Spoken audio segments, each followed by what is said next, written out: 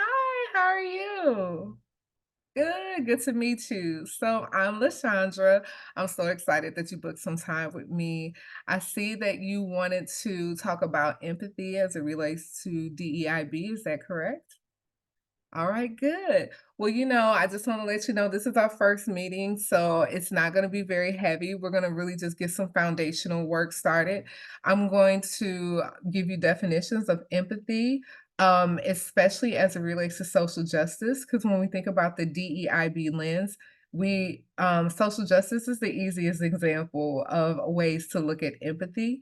So I'll go through those definitions and then there'll be some, reflective questions that I ask you, and then after that, I'll leave you with like a final thought and a final question. So, the work will continue until the next time we meet. Does that sound good?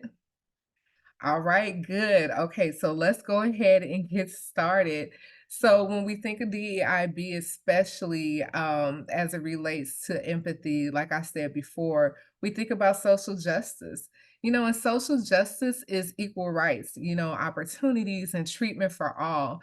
It's this concept that everyone's human rights are respected and protected, right? So we'll go into the first exercise. And what I want you to do is I want you to think about the issues that align with what I say. Okay. The first one is voting rights. Next is healthcare. Next is racial injustice.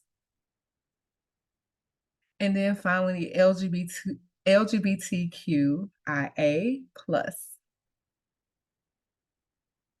Okay, good. So if there's anything that I have not said, what could you add to this list? When we think about social justice, when we think about issues and what aligns with them, what else comes to mind? Gender equality, that's a good one, yes. Of course, disability rights, good. Anything else? Hunger and food insecurity. That's a really good one. I started a food pantry at a university I was at, and it was fascinating when I first put in a proposal. They actually didn't look at hunger and food insecurity as an issue for college students. There was this assumption that everybody had a meal plan and that everybody had access for food, but that's absolutely not the case.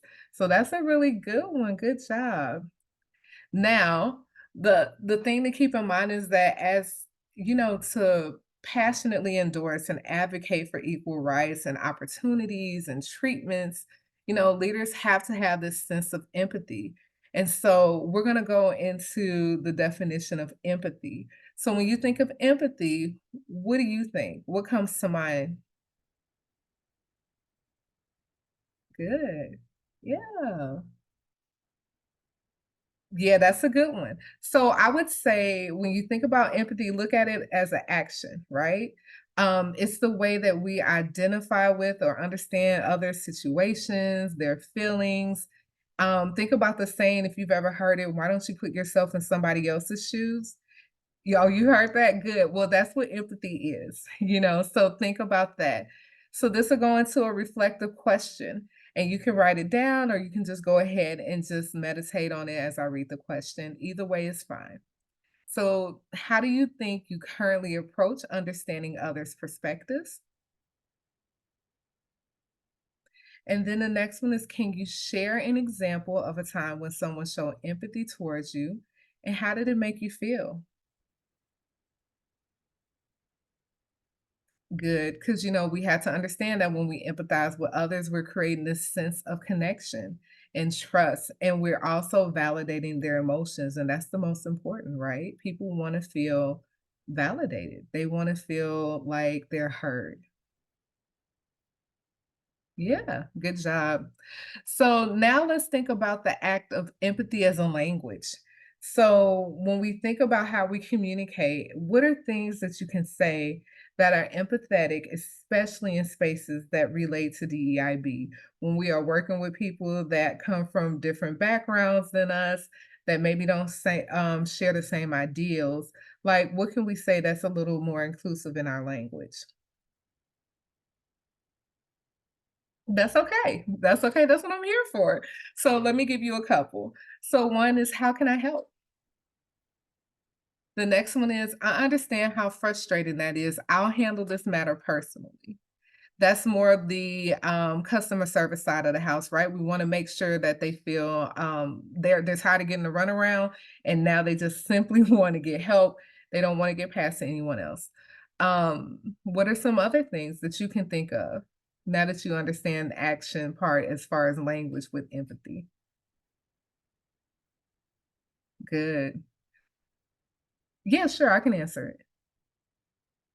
Yeah, so when we think about a hug, yes, you can. That is a physical empathy, but I always ask for consent first. Everybody is not a hugger, so get that consent first before you go in and give that big old bear hug. We definitely don't want to do that. So, well, it looks like we're at the end of our time. And so I'm going to leave you with this final video. I'm going to share my screen with you. And I just want you to reflect on what the speaker is saying, okay?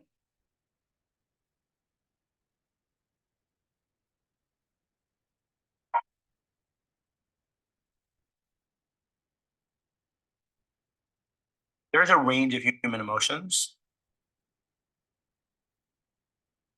All right, so I'm going to stop share.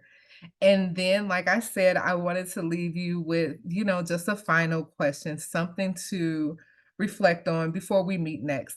The question is, can you recall a time when you truly felt heard by someone else? What did they do to make you feel that way? Okay. All right. Well, thank you so much for your time. I'm so happy that you were here, and I hope that we get another chance to meet. So feel free to book another meeting with me, and we have the foundation, and we're going to keep building up, and we're going to climb up that mountain together. Thank you so much. Have a good night.